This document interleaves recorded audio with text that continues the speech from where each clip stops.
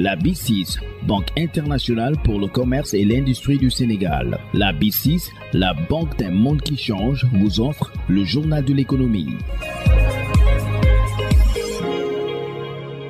Bonjour. En cette période de Ramadan, le pain fait partie des produits les plus prisés par les consommateurs. Comment son prix est-il fixé? La réponse est avec le président de la Fédération des boulangers du Sénégal, Amadou Gaye. L'État du Sénégal considère le pain comme un produit social. Donc c'est un produit homologué. Pour fixer le prix du pain, c'est une commission composée de boulangers, d'associations de consommateurs et d'agents assermentés qui se réunissent et qui travaillent sur la base d'une structure. Et cette structure est composée de plusieurs rubriques, comme les matières premières consommées, où on trouve la farine, la levure, les ameillons, la levure. L'autre rubrique, c'est les matières premières consommables comme l'électricité, l'eau, les carburants du véhicule, carburants du four. Aussi, notre rubrique comme les autres services consommés comme le loyer, téléphone. Ensuite, les frais du personnel, les charges sociales. Et ensuite, sur cette base-là, on fixe d'abord le prix de revient hors amortissement et impôt taxe. Ensuite, on inclut sur cette base-là la marge du revendeur qui est fixée à 10%.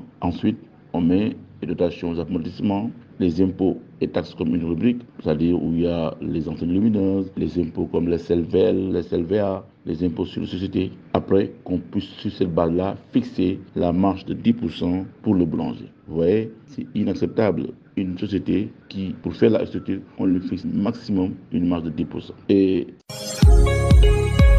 si nous remontons la dernière réunion de cette commission, c'était en novembre 2019, donc on avait arrêté 200 grammes à 205 francs. Le prix de la baguette que vous êtes en train d'acheter à Dakar à 175 devait coûter réellement 205 francs. Mais cette commission s'est réunie encore avec le ministre pour demander à ce que les boulangers puissent revenir à 175 francs avec la ferme promesse d'une application du décret du 22/77 qui pouvait nous aider à réduire d'autres charges, à minimiser nos charges comme les charges de distribution, les charges de livraison. Et c'est pour permettre de mieux réguler le secteur avec cette réglementation.